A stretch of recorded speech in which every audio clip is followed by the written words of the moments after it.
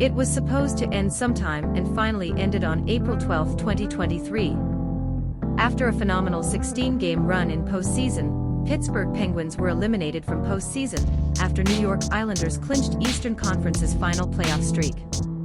Defeated the Montreal Canadiens 4-2. The Penguins' streak was the longest of the four major North American men's sports leagues. Pittsburgh controlled their playoff destiny last Saturday after a 5-1 win over the Detroit Red Wings. But a 5-2 loss to lowly Chicago Blackhawks on Tuesday night pushed the Penguins back out of playoff table. Now, when they face Blue Jackets in Columbus on Thursday night, it will be the earliest end of a Penguins season since 2005 to 2006, Sidney Crosby's first season in NHL.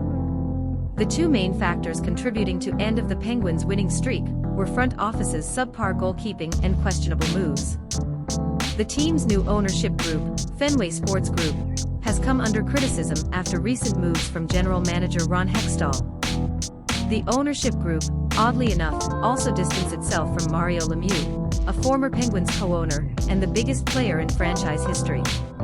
Penguins cannot be blamed on influential core of Crosby, Evgeni, Malkin and Kris Letang, despite the aging of team.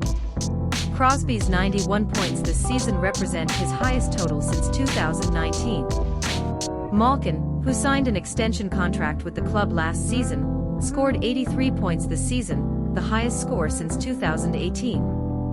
In each of Pittsburgh's 82 games this season, Letang, who, like Malkin, signed an extension last season, was diagnosed with a stroke in November.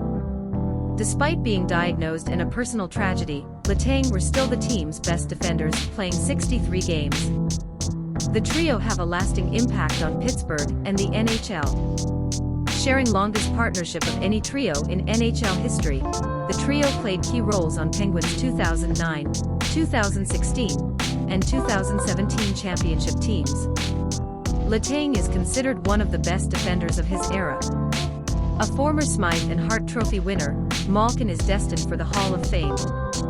Two-time Hart and Smythe Hart Award winner Crosby is on Mount Rushmore of hockey legends alongside Lemieux, Wayne Gretzky, and Bobby Orr.